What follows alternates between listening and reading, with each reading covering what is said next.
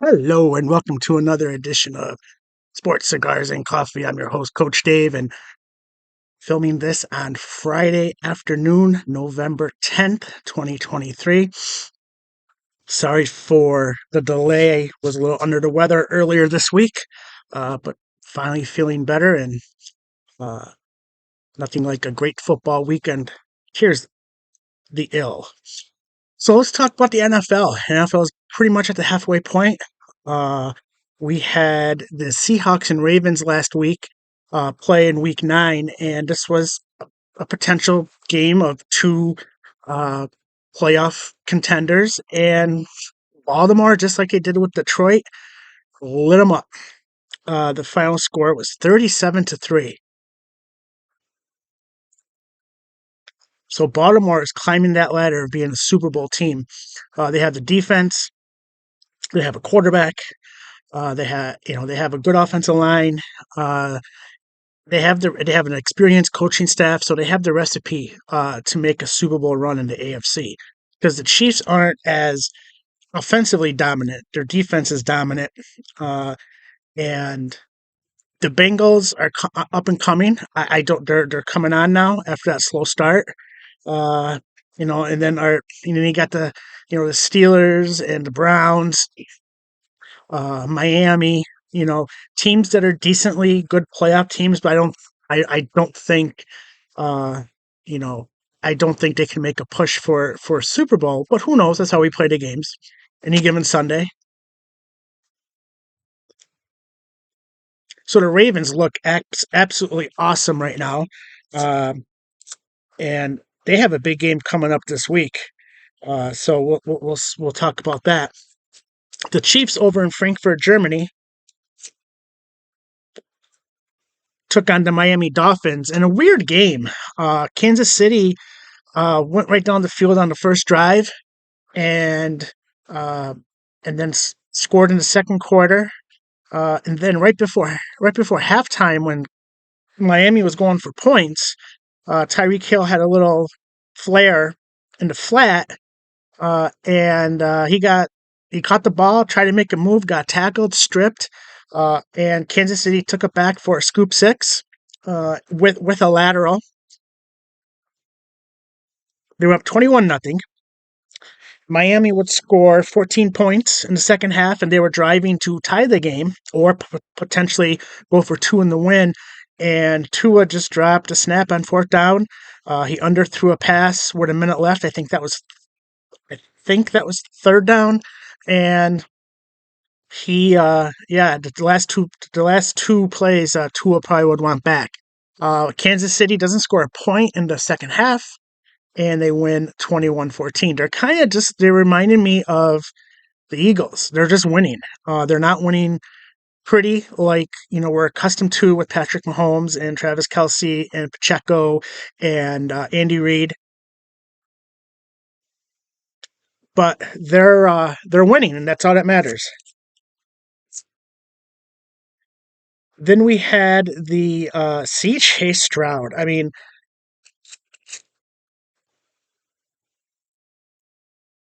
my goodness, C.J. Stroud. This game was back and forth with uh, this game was going back and forth with the Buccaneers, and C.J. Baker Mayfield leads a drive. Buccaneers take a lead, and with 46 seconds left, C.J. Stroud leads them right down the field in 40 seconds, and they score with 6 seconds left. He finishes the day 30 of 42, 470 yards, most passing yards by a rookie in a game, 5 touchdowns. Now, I think he's a lock for rookie offensive player of the year. He has the Texans at 4-4. See what happens when you have an organization with a stable head coach who knows what they're doing. You get some pieces around them, and you have a quarterback that succeeds. Now, you take a look at Bryce Young, who I think is going to be a good quarterback, but he has no pieces around him. So Carolina really needs to restructure that. But Carolina doesn't have their first round pick. So later.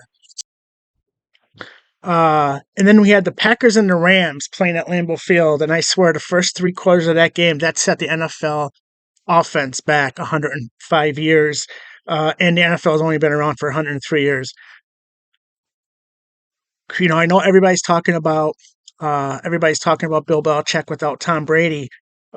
I didn't think it was going to matter. I thought Green Bay was going to be decent. I thought they were going to fight for a division. I thought they were going to fight for a playoff this year. I mean, I knew there would be a little bit of a drop off, but I didn't think it was going to be much. When Matt LaFleur without Aaron Rodgers, a lot of coaching decisions and coaching game plans are being exposed. So we'll see how he adjusts the second half of the season. And who knows? You know, uh, they uh, they got the Steelers coming up this week in Pittsburgh. We'll talk about that one. But I just don't know. The Packers don't seem to have a plan. Um, and I know the Rams were without Stafford. They had Mark Rippon's nephew at quarterback, and that offense. My eyes were bleeding when I had that game on. Uh, at one point, I was like, "Why am I even watching this?" And then I switched to the Texans and Buccaneers game, and that game was very entertaining. That's all I want. When it's not the Eagles, I want an entertaining game that makes it worthwhile for me to watch. Last week, I we had the Chargers and Jets. I picked the Chargers 20-17. They did win 27-6. I did pick the Ravens over the Seahawks 27-20. They did end up winning, like I said, 37-3. Dolphins and KC. I did pick Miami 31-27. KC hung on for the 21-14 win. And then the Bills Bengals on Sunday night. I had the Bengals 30-26. They ended up winning 24-18. And when do we put Josh Allen in the Dak Prescott uh, mold? When do we start talking about the Bills being the Cowboys of the AFC? The Bills have all the talent in the world. They have an experienced coaching staff. They have a decent defense, but they can't win. They can't win. They peaked with 13 seconds left to go in the AFC divisional game a few years ago when they were beating the Chiefs. And then Mahomes, when he was told to be the Grim Reaper, led Kansas City to like 2 plays, 10 seconds, and they got a field goal to tie it, and they end up winning in overtime. That's when Buffalo peaked. It was kind of like Charlie Weiss at Notre Dame.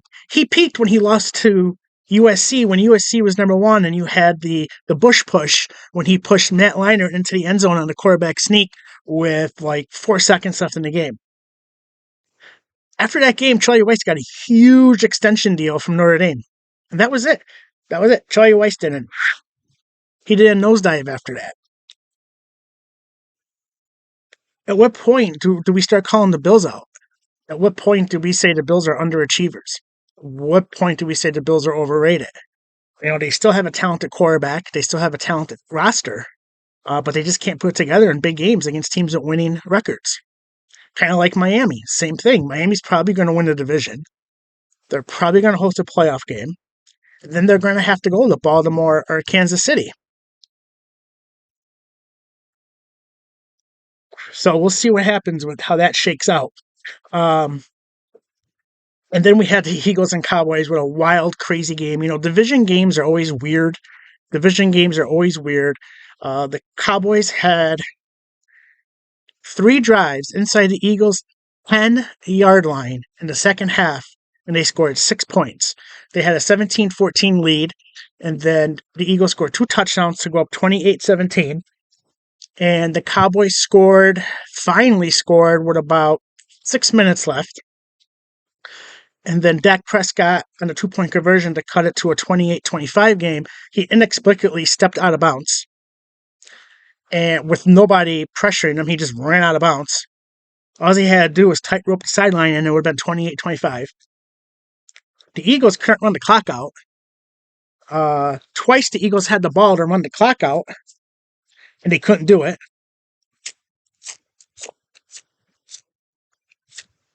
So, the last 5 minutes, the Eagles were so inept they pretty much handed the game to Dallas. Uh, Eagles punt, then they hold Dallas on a fourth down, in which thank God he threw to the outside receiver because Tyler Ferguson was in the middle of the field, wide open. He would have had a first down and more. So thank God Dak didn't, make that read. Uh, and then the Eagles punt it after their own version of the butt fumble where DeAndre Swift runs into AJ Brown and somehow Tyler Sheen, the rookie right guard, gets the fumble. They punt the ball, I believe, around the 10-yard line. Pass interference to midfield. Then they're roughing the passer. Then an offsides on the defense, and there are the Cowboys sitting 1st and 5 at the 6-yard line. They had a false with 26 seconds left. They had a false start, then a sack. Now instead of spiking the ball on second down, they ran a play. They ran a go route into the end zone that landed out of bounds. So then that left 5 seconds left. Dak throws the ball to CeeDee Lamb inside the 5-yard line, and there was no no offensive player for him to lateral the ball to. So all the Cowboys receivers were in the end zone watching him get tackled by 4 Eagles. He ultimately fumbled, and Reed Blankenship recovered the fumble. Eagles win 28-23. Eagles probably played their B game, and the Cowboys probably played their A-plus game, and they still couldn't beat the Eagles. Dak Prescott played the best that he's played in a while, and he still couldn't beat the Eagles. Now, Monday morning, all the TV shows on ESPN and NFL Network and Fox Sports, they're all congratulating the Cowboys for playing great, Dak Prescott playing great. But just remember, moral victories are for losers. Being close is only good in horseshoes and hand grenades. If you don't win, it doesn't matter how well you played. If you don't win, it doesn't matter. And when you're the Eagles, who didn't really play a great game, and in the fourth quarter, they had 10 total yards, 14 total yards. The Cowboys had 149 total yards or 160 total yards in the fourth quarter, and the Cowboys still couldn't win. To me, that's an organizational fail.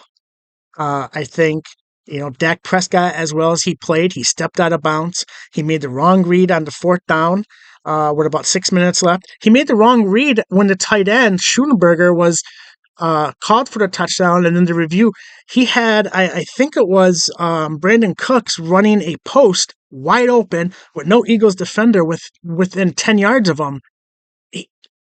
Yeah. The Cowboys are the Cowboys. They are who they are. As a great coach once said, they are who we thought they are. And the Eagles just get the win.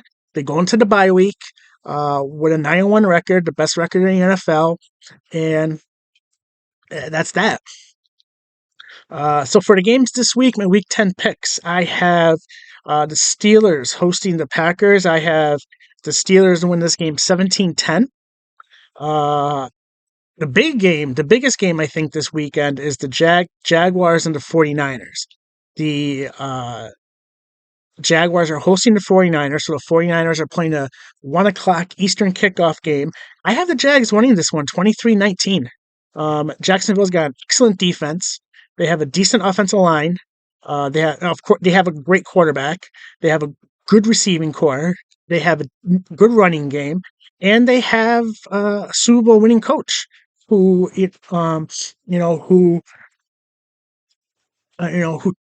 has experience in these games. Another game that's kind of intriguing is the Lions and Chargers. What Chargers team is going to show up? Detroit's got to go out to LA. What team is going to show up? The Chargers are kind of like, the Bills, and, you don't know what team is going to show up. I think this is going to be a close game. I think I like the Lions 27-23 to pull this one out. And then another interesting game, the Saints in Minnesota, and hats off to Josh Dobbs. I mean, I knew this guy was smart because he's like a mechanical engineer, and he has no practice with the Vikings. Their starting quarterback who was starting gets a concussion. He has to go in. doesn't really know the plays. And somehow he manufactures a win against the Falcons. Kudos to him. They're playing the Saints. These are two teams who are on the cusp of the playoffs because now we're going to be starting talking about playoff positioning and all that. So that's why the Eagles game against the Cowboys was important. I like the Saints 26-24.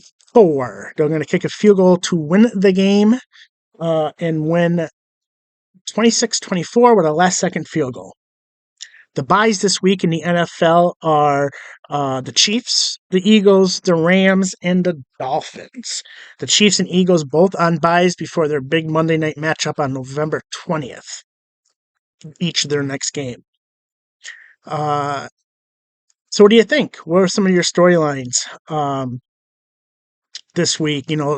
I think uh, the Bears and Panthers kicked it off last night with a 16-13 double win for the Bears because they hold the Panthers' first-round pick. And so as of now, the Bears have the 1 and 5 pick.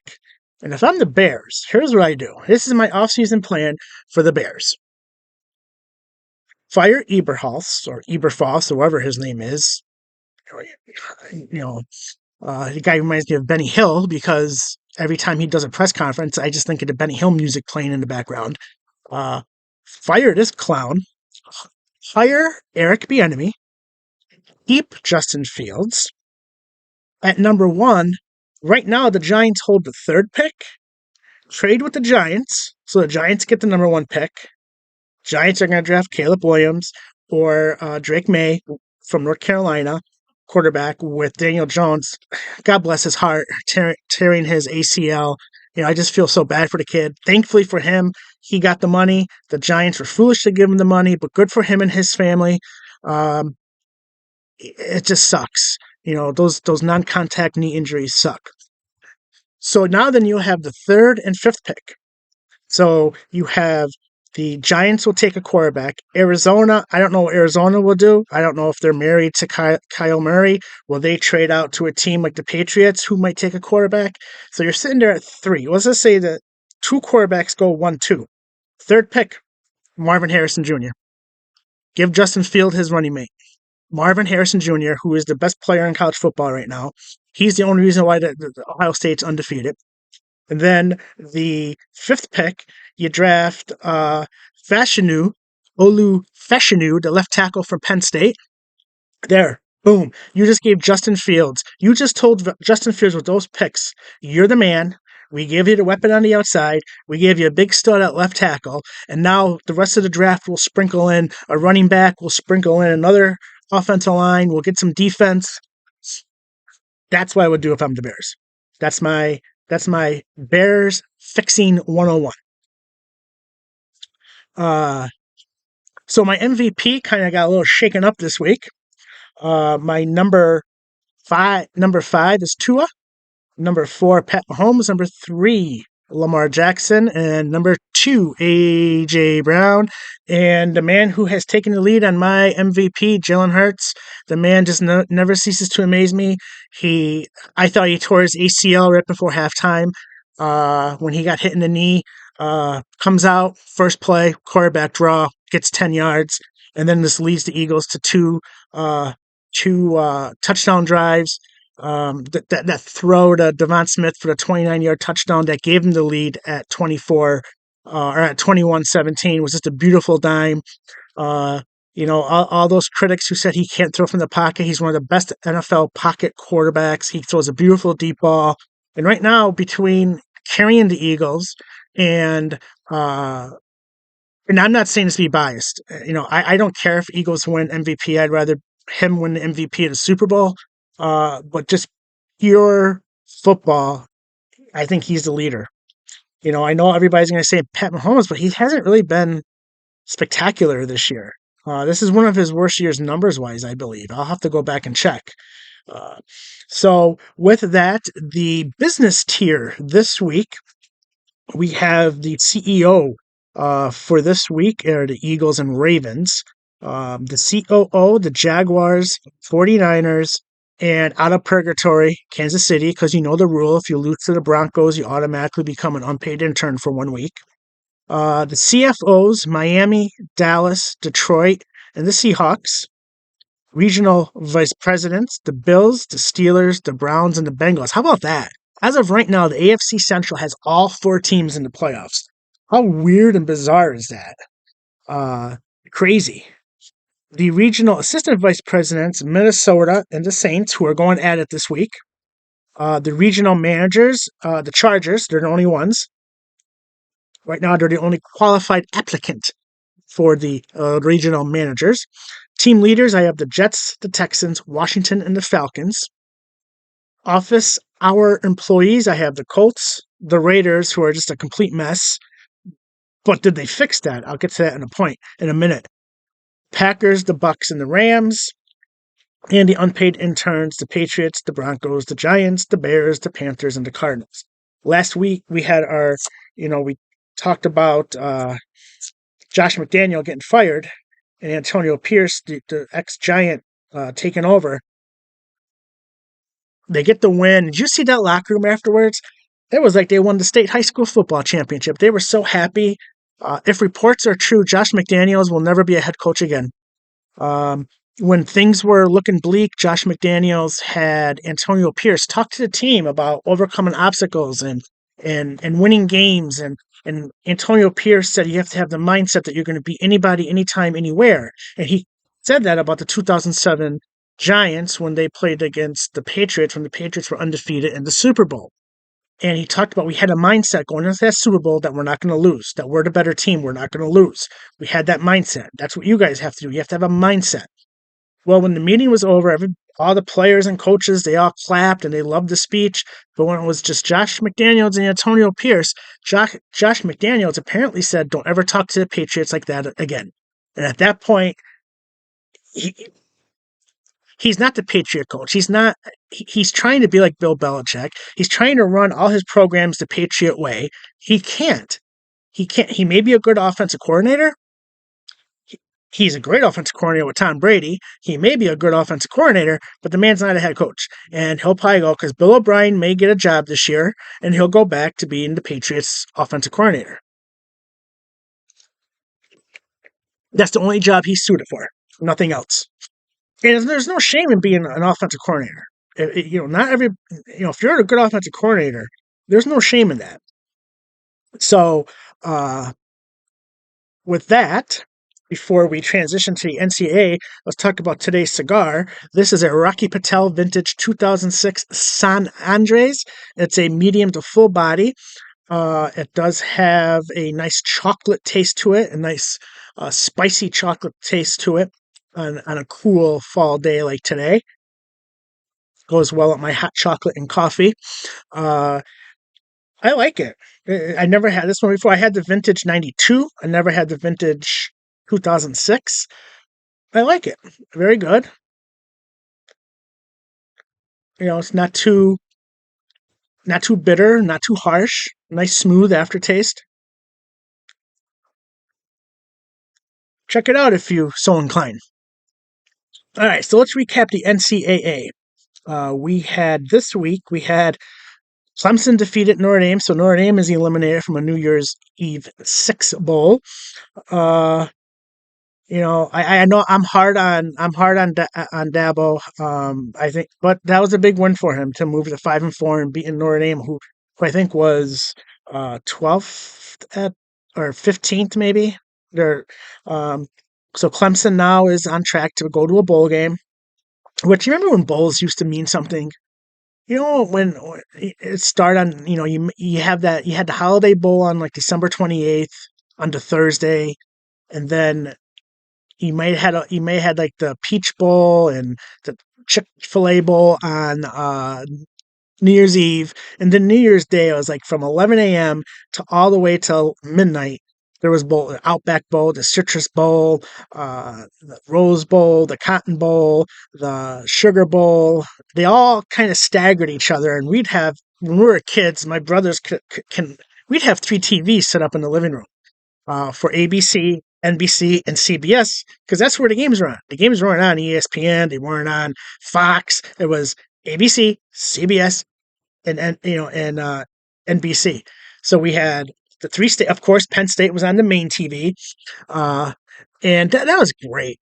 That was great. I know we all want playoffs, but this system we have now ruined the bowl games. We have teams going to bowls who shouldn't. It doesn't mean anything anymore. So there's my bowl game soapbox. Uh, Oklahoma State wins the last Bedlam. Yes, this was the last Bedlam because Oklahoma moved into the SEC next year, and Oklahoma State has bragging rights for the rest of eternity. Because 27-24, it kind of knocks Oklahoma out. Now, Oklahoma can still win the Big 12, but they're not going to make the playoffs. And then we had Rutgers. It hosted Ohio State, and for the life of me, Rutgers was winning at halftime. They were uh, going for a touchdown. They threw an interception that Ohio State took back 95 yards. It ended up 35-16 Ohio State, but Ohio State, I don't know. I mean, they remind me of the 86 Penn State team, who they have solid defense, great defense on every level. They have quarterback who doesn't make mistakes. Okay, so you have John Schaefer, McCord. They have an offensive player who's a stud, DJ Dozier, Marvin Harrison Jr., and a solid tight end group. And they're relying on their defense and Marvin Harrison Jr. Marvin Harrison Jr. didn't have a lot of yards or a lot of catches, but he did have 2 touchdowns. So, in my opinion, he's still the best player in college football. He should win the Heisman hands down. I know Michael Penix Jr. is probably going to get it, or Bo Nix, but in my opinion, the best player in college football right now is Marvin Harrison Jr. His route running is so precise and so smooth. It's just elegant. It's like poetry in motion going across his route running. He catches 99% of the balls. Receivers are going to drop a ball here and there. It is going to happen. He catches almost everything.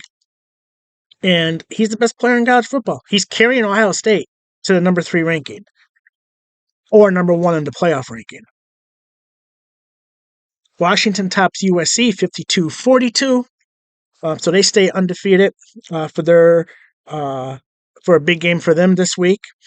And thank God Alabama beat LSU. And Brian Kelly is officially eliminated from whatever New Year's Six Bowl. Because I saw some experts picking Penn State and LSU in the Cotton Bowl. Thank God. I hate Brian Kelly. The man, if you ever want to know about Brian Kelly, read about what he did to Matt LaFleur and Robert Saleh, the Packers coach Matt LaFleur and Robert Saleh, the Jets head coach, when they were grad assistants at Cincinnati. Read about the time when he treated them like pure garbage. Google that. And from when I read that article, and then what he did in Notre Dame a few years ago, seeing Brian Kelly's face red with an angry face on his look, I know it makes me smile, and I know it makes my brother Anthony smile. And then Penn State did what they usually do to Maryland. They stomped them 51-15 in their scrimmage before the big one this week. Yeah, here's how weird the game was. Maryland quarterback, Tua's brother, who I cannot remember his name for some reason, it's escaping me, was 17 of 17, and they were losing by 2 touchdowns. So, week 11 is coming up, and the big game for me, of course, is Penn State and Michigan.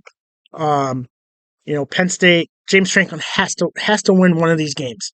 If he wants to be taken seriously, he's a good coach. He goes 10-2. He goes to the New Year's Eve 6. But you have to split with Michigan and Ohio State at some point. It's at Beaver Stadium, and the games at Beaver Stadium are close. And for Penn State, it's stay on the field on third down on offense and get off the field on third down on defense, and we'll see what happens. Uh, you know, Michigan's rushing offense isn't as uh, good as last year, but doesn't mean anything. JJ McCarthy makes plays with his arm and feet. We'll see what happens. Just hopefully Penn State can score one more point somehow and jump up into the playoff mix. It'll be interesting because if Penn State beats Michigan and Michigan beats Ohio State and there's a three-way tie and all teams are 11-1, the tiebreaker is based on West opponents' record, and Penn State will win the tiebreaker as long as Iowa keeps winning. Who knew? Who knew that Iowa could put Penn State in the Big Ten title game if, and that's a big if uh, Penn State could pull out this win tomorrow, noon Eastern kickoff. The Miami-Florida State game used to be huge. It used to be, that's where, Keith Jackson used to go. That's where the big guy, the big enough. This year, no, still a rivalry game. I expect Miami to give them a battle for a while, and then Florida State to slowly pull away. We have Oregon and USC. This game's tricky. Everybody had this game circled at the beginning of the year that this is going to be like a number 5 versus number 4, or number 2 versus number 3. Didn't materialize for USC. So I think that Oregon should win. USC's defense is putrid. They finally fired their defensive coordinator. Tennessee, Missouri, under the radar game. 13 Tennessee versus 14 Missouri. An under the radar game in the SEC. And then Washington and Utah. That's going to be an interesting one. Utah, they win. They're under their third quarterback. It'll be interesting to see what they do. They're a tough team, a good coach. We'll see what they do with Washington. But Washington and Utah is a big Pac-12 game. My Week 11 top 10, I have going into this weekend. I know Louisville played last night. So I have Michigan 1, Georgia 2, Florida State 3, Ohio State 4, Washington 5, Oregon 6, Texas 7, Penn State 9, Ole Miss 10, and the next two looking in Louisville and Utah. So we'll see how this weekend goes in college. What do you think? Who do you think's the number one team right now? What do you make of this Michigan thing? Every week it's just like an onion. There's something new gets peeled off. So let me know what you think about that. Comment, keep the conversation going. We have my Heisman, my top 3 Heisman. Number 3, I got Bo Nix. Number 2, I got Michael Penix Jr. And number 1, Marvin Harrison. So who do you think is the Heisman frontrunner? Who would you vote for if you had a vote? What would your top 10 be if you had a vote in the AP ballot? And also, the NBA starting, and the reason I know that is because the Sixers beat the Celtics the other night, so it's always nice when one of my teams, the Sixers, beats a Boston team. Even so be it, being in the NBA in Game 6, Sixers moved to 5-1 with their new roster, new coach. So we'll see what happens as that goes on, because they're the second round chokers. They can't get past the second round. College basketball started this week. And we already had an upset with Michigan State going down to James Madison. In the women's, we had LSU went down already. So we'll see how college goes. Of course, once we get into winter, we'll be discussing college more. And then my final take is I want to wish the Dunmore Bucks luck. The Dunmore Bucks high school football team, my alma mater, is in the District 2 finals tonight against Riverside so good luck to the squad. Hopefully they bring home another championship and they can move on to states. So what do you think? What do you think about the NFL? What do you think about the Michigan thing? What do you think about Cowboys and everybody praising the Cowboys for their moral victories? What do you think? Who's your MVP? in the NFL. Keep the conversation going. Share the video. Like the video. Comment. Let's just keep this conversation going. Let's get some exposure out there. Share this to as many people as you think. Enjoy the games. And happy Veterans Day to all the veterans out there. Thank you for your service, and especially my father and my brother, Navy, Army. So thank you. And with that being said, arrivederci.